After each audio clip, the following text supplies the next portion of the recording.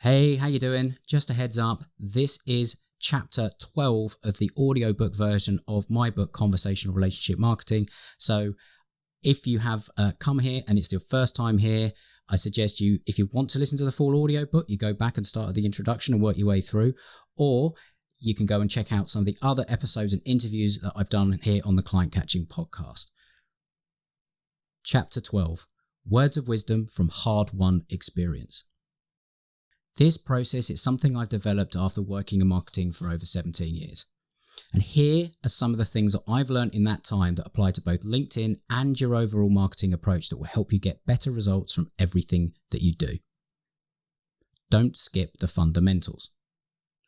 If you're not getting any leads or sales appointments, it's most likely due to the message or strategy that you're using to try and get leads and appointments.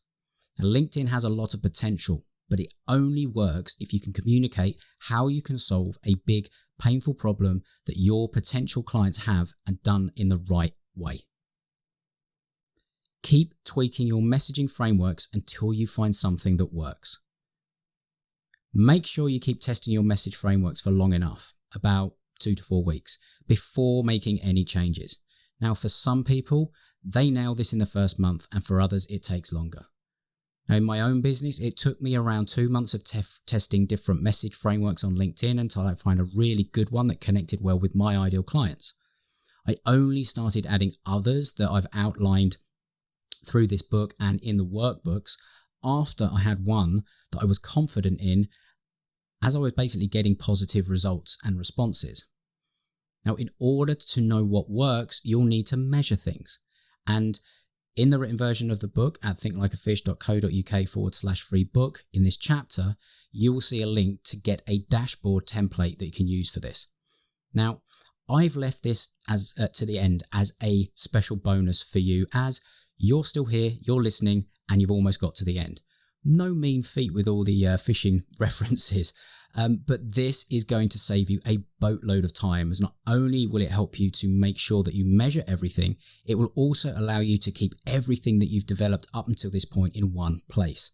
It's incredibly handy. So go and grab this motherboard template, as I call it, or the mothership template, as I call it, because it will have everything there in one place and you'll be able to grab all of the things that you need. Whatever you do, don't give up. Even if you approach people with the best intentions and use this approach and avoid leg humping, you'll still receive the occasional rude or hostile response. It's just what happens. But know that any response like this, it actually says more about the other person than it does you. Think about it. They could be going through any number of business or personal challenges and you just happen to show up at a particularly bad time. They may have a negative mindset, or they just simply having a bad day. Like, we all have them, right? Plus, sometimes are pretty blunt on social media, which can make any rejection feel overly personal. Honestly, it rarely is. One of the key things to understand here is you have to get comfortable with rejection. And I say that from a place where it's not been easy. It all comes down to your mindset. I haven't covered this specifically in this book, even though it is vitally important, as it's really not my area of expertise, but it possibly the trump card that you need to make any of this work. However, I have interviewed a mindset growth expert on the Client Catching podcast. So I highly suggest you go and listen to my interview with Nina Cook, where she shows you how to grow your business by mastering your inner game. There's very, very powerful stuff in this episode. Again, I've got a little side note here in that I want you to start watching what people do, not just what they tell you to do. Because perhaps you're starting to see a trend by now. When I don't have expertise in a particular area, I find someone who does and interview them on the podcast. This really is a real-world example of using golden rule number 9 and alliances to get a win-win-win. See, I learn a ton about an area that I don't have the in-depth expertise in what they do, and I get some amazing content to use in my marketing efforts. Now, the guests get both the initial exposure to my listeners, plus I'm adding further value to some of them in this book by referencing them and encouraging you to listen to their episodes. And the more people who request and read this book, the more that they're potentially exposed to a wider audience. Now, of course, I can't reference every single guest, as I've had nearly 90 at the time of recording this. So I can only refer to those that are relevant to a particular topic, or this book would end up just like an episode list for the podcast, which honestly doesn't help you. But even those that I haven't been able to mention specifically, I really do hope and encourage that you go back and listen to a few of their interviews. And for you, well, perhaps you'll like a couple of the interviews so much you'll want to reach out to a guest or two about getting some help, and they can solve a challenge that you've been struggling with for a while. You win. My guests win. I win. So please, please do take a look through all the episodes available on the Client Catching podcast. Listen to those that resonate with you and where you are right now. And if you like what the guest has had to say, please reach out if you want to find out more, because I only bring on guests that I have got some real respect for or actual direct experience of working with.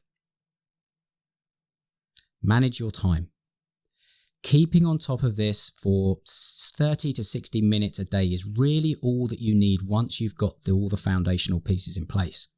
Now, some days you'll do more, some days less. And that's the beauty in this approach. It's flexible around your other commitments, yet simple to execute consistently. If you're looking to get results in the fastest time frame, then make sure you're consistently starting around 20 conversations every day. Do this and you will get people who are active in the market for the services that you have to offer. So to help you out, I'm going to give you a bit of a list of simple daily tasks that will result in leads, referrals, engagement, and clients for you and your business that take around 30 to 60 minutes a day to do. So the first thing you want to do is check notifications and respond and action. And that takes you can spend about 5 to 10 minutes on that. Then you want to respond to any tags and comments on your posts and connect with second and third people that you're not yet connected with, and reconnect with those that are already in your network from those tags and comments. That'll take you between 5 and 10 minutes. Next, you want to check your inbox, respond to any messages. So these could be from the conversations you've got going on already, but that will take between 10 and 30 minutes. Next, you want to check out who's viewed your profile and connect with the relevant ones. That'll take you around 5 minutes. Then you want to accept connection requests that people have given you, which will take, anywhere up to 5 minutes. And if you haven't managed to sort of have 20 conversations from this, you want to connect with 10 to 25 targeted people, which can take between 10 and 30 minutes. But again, this could be done as part of responding to tags, comments, all that kind of thing. So, you might not need to spend all your time on this bit.